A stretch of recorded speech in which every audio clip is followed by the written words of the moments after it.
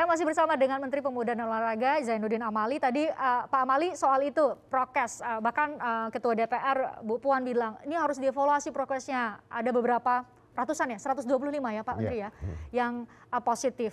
Itu diharapkan kan di Paralimpiade nanti zero atau kita harapkan tidak ada yang terpapar.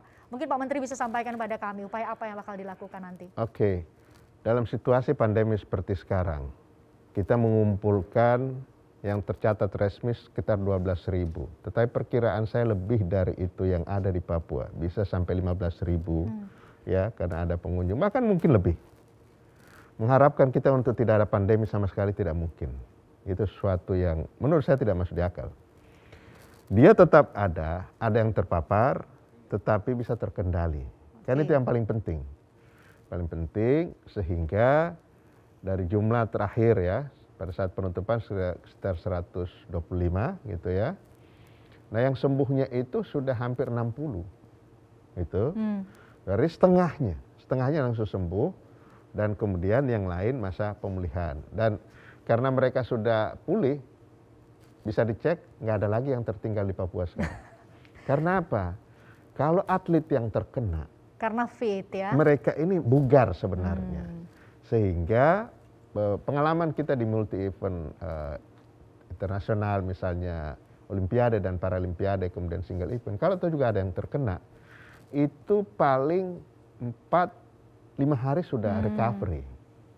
Itu jadi nggak ada. Karena kondisi fisik mereka memang fit dan kemudian ada satu juga harus saya klarifikasi, kan terkesan ada yang kabur kan waktu itu kan, ada 7 orang. Sebenarnya bukan kabur. Belum selesai katanya karantinanya. Nggak begitu. Jadi mereka ini kalau pulang, untuk mau pulang kan harus ada PCR. Ya. Oke. Karena naik pesawat kan? Iya, naik pesawat nggak mungkin. Nah, ditunggulah hasil PCR ini, belum ada. Karena kapasitas dari testingnya itu terbatas. Terbatas. Sementara ini ratusan bahkan ribuan ya orang pulang. Akhirnya diputuskan, diambil kesimpulan bahwa udah antigen. Antigennya negatif. Negatif. Kemudian pulang dia.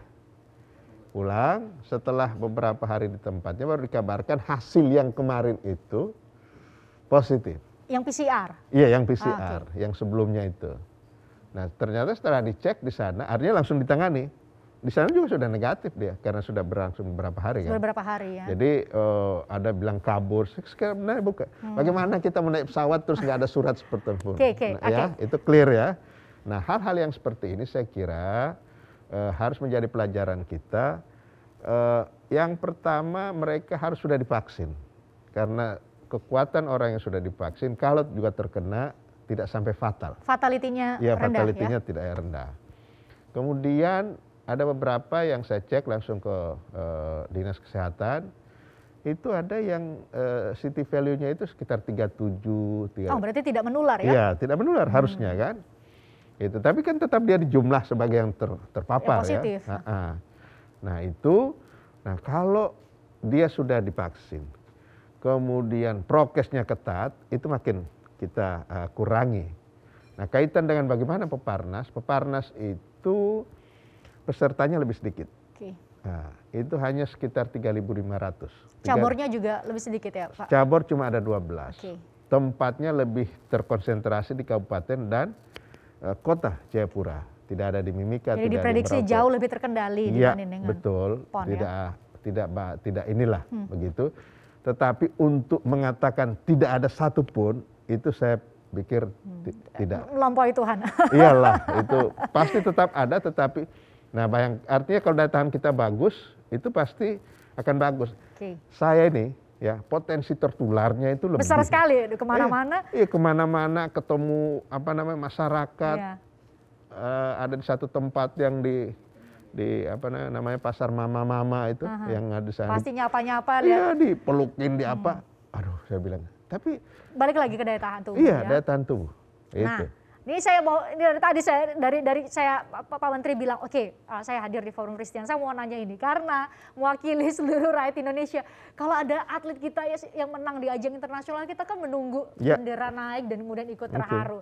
Tapi sebelum saya tanyakan itu dan saya beri kesempatan Pak Menteri untuk menjawab, ini kami cuplik beberapa pernyataan dari Ketua Federasi Panjat Tebing Indonesia, ada dari Kondi, atlet-atlet juga yang menyatakan kecewa nih Pak Menteri. Kami coba tayangkan untuk Anda.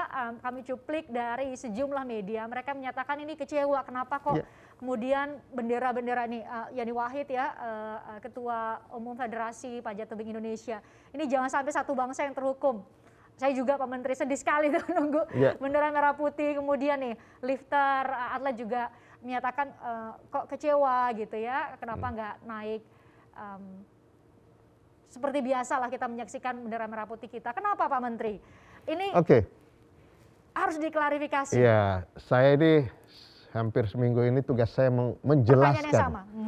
menjelaskan kepada masyarakat, bahkan kepada yang paham olahraga.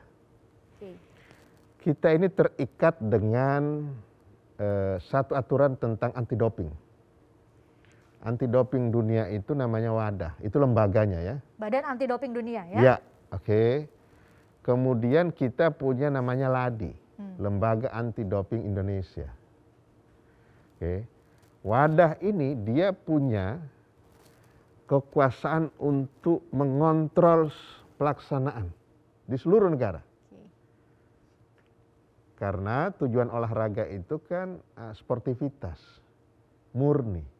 Tidak boleh kita tambah-tambah kekuatan dengan cara yang tidak legal. Doping itu kan tidak ilegal, dibenarkan ya. Ilegal, tidak dibenarkan. Nah, kenapa akhirnya kita di-ban? Kita disanksi untuk sementara ya. Karena ini bukan sanksi panjang seperti Rusia. Jangan membayangkan kita seperti Rusia. Nah itu kekhawatiran banyak orang. Rusia itu dia disanksi lama, panjang, karena doping itu menjadi satu hal yang oleh pemerintah diketahui, oleh pelatih. Ingat waktu Maria Sharapova, petenis kita, begitu di-ban dia dan dinyatakan itu biasa, dia dapat dari pelatihnya dan sebagainya. Jadi sesuatu yang memang di sana sudah jadi masalah serius. Nah itu kurang apa kekuatan Rusia, di-ban juga oleh WADA. Nah kita, LADI kita, jadi yang di-ban ini bukan kita, LADI. Tetapi akibat dari Lembaga Anti Doping Indonesia di-ban, kita kena. Kenapa di-ban? Dianggap tidak compliance, tidak patuh, tidak taat. Tidak taatnya ke apa? Ke pemenuhan apa yang sudah direncanakan. Setiap tahun, setiap negara itu membuat namanya TDP, Test Doping Planning, yang kita ajukan. Tahun sekian kita akan mengirimkan sampel seberapa banyak. Kemudian perencanaan untuk tahun depan sudah ada. 2020 pandemi. Nah, pandemi. Nah, itu tentu tidak bisa terpenuhi karena seluruh kegiatan olahraga. Itu dimaklum. Bagaimana 2021? Nah, kita coba melihat ke depan tuh. 2021 itu kita masih ada kekurangan. Kekurangan sampel. Itu yang dianggap belum bisa kita penuhi. Kemudian ada PON. Nah, kemarin saya mendapatkan laporan, sudah disampaikan, WADA sudah memberi persetujuan, ada revisi tentang TDP kita, kekurangannya kira-kira kalau tidak salah sekitar tinggal 70 sampel lagi. Itu kita segera ini. PON sudah di-okein. Sekarang dalam waktu dekat ini segera dikirim ke Qatar. Kita belum punya laboratorium untuk menguji sampel itu. Jadi harus dikirim. Itu sudah terpenuhi. Tapi dipastikan kalau ada event internasional terdekat tidak akan terulang kan hal yang sama Pak Menteri? Kalau kita belum clear, klarifikasi kita dengan WADA belum, maka itu masih berjalan. Waduh. Nah, itu. Nah, makin cepat kita LADI mengklarifikasi, memenuhi semua yang ada itu, item-item.